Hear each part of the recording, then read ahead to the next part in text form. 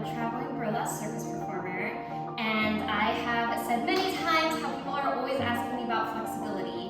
The other thing that people are always asking me is how to do a handstand. How to balance on your hands, how to get up in the air, how to hold it, all of those things. And the reality is, handstands are all about consistency and drills and doing things over and over and over so that your body gets used to the proper form and learns how to stand on its hands. So I'm going to go over some drills with you today.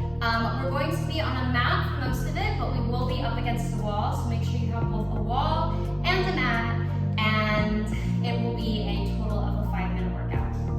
Let's get started.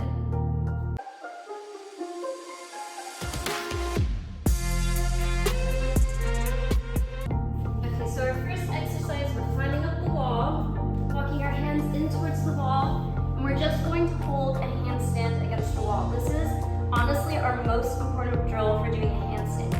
So when I'm doing this, I'm doing a lot of different things with my body all at once. My fingers are what is really engaged, what's going to keep me balancing. My palms are really solid in the ground. My elbows are locked out and my shoulders are pushing up. So I'm thinking about pushing the floor away from me. So my arms are tucked really nicely next to my ears. I'm not here sagging. I'm pushing with everything I have to push up. My abs are super engaged. They should be sucking in towards my belly button. They're not out here like sloppy and loose. They're super engaged. At the same time that that's happening, my glutes are squeezing together. Same with my legs all the way up through my toes. And then we come down. Back the way that we came. After this, we're gonna go ahead and move to the mat. So get your mat out. Make sure it's laid out and ready to go. Okay, so next we're going to just do 30 seconds of crunches. During these crunches, you want to focus on bringing your chest up towards the ceiling instead of using your hands behind your neck and curling your neck. You want to think about looking up and going up, so you're really focusing on engaging your abs and working out your abs and getting a good warm up. I like to put my hands in front of me and look up at the ceiling and think about like a string pulling my chest up. Next, we're going to go into some flutter kicks, and we're going to do this for 30 seconds. You really want to focus on engaging your abs.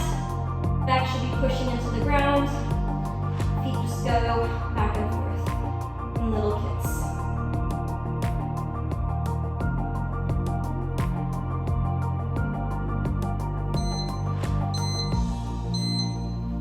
Okay, next, we're going to put our hands on the ground and we're just going to kick to get our heels up to our booty. This doesn't have to be crazy, it can be small.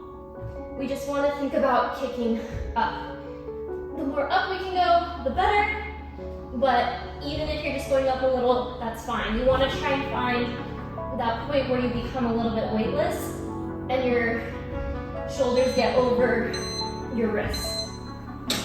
Okay, next we're going to stay down. We're going to do more jumps, but now we're jumping out in a straddle. So it's the same concept.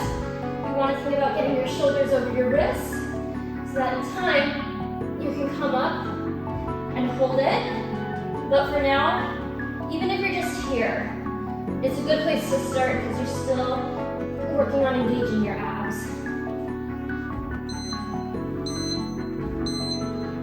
Okay, next, we're going to kick. I'm a little bit in a tight space here, but we're just going to kick one leg up, and we're working on getting into a split handstand. So it doesn't matter how high or how far you kick, you just want to kick one leg up. So even if you're here, that's totally fine. We're just getting used to this movement. Now we're going to switch to the other side. So again, you can be right here, and that's totally fine. We're just working towards finding those moments of weightlessness when we come off the ground and get into a full split. But for now, here it is fine.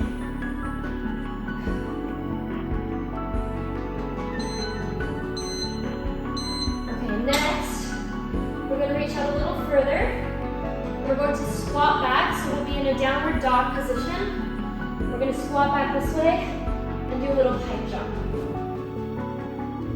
It's again, the same thing as before. We're looking for those moments of weightlessness. So even if we're not getting really high off the ground, that's okay. We're just getting used to engaging our shoulders, and our abs, and our core. Okay, let's go ahead and take a little break. Shake out those wrists. We can do one of these. Just shake it out for a second.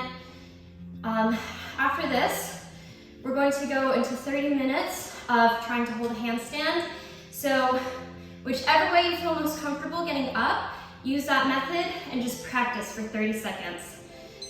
And then we'll be done.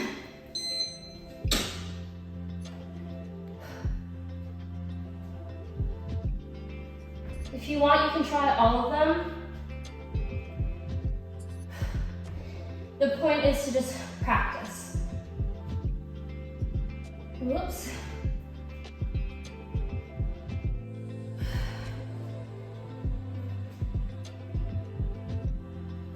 That one's hard in such a tiny area. Okay, and that's all of them. I hope you enjoyed this video and that it helps you get closer to your handstand goals. Make sure you practice these drills if you want to do a proper handstand. And if you feel comfy with this and you need a greater challenge, go ahead and watch my next video, which is intermediate handstands, and there will be a following one for advanced handstands.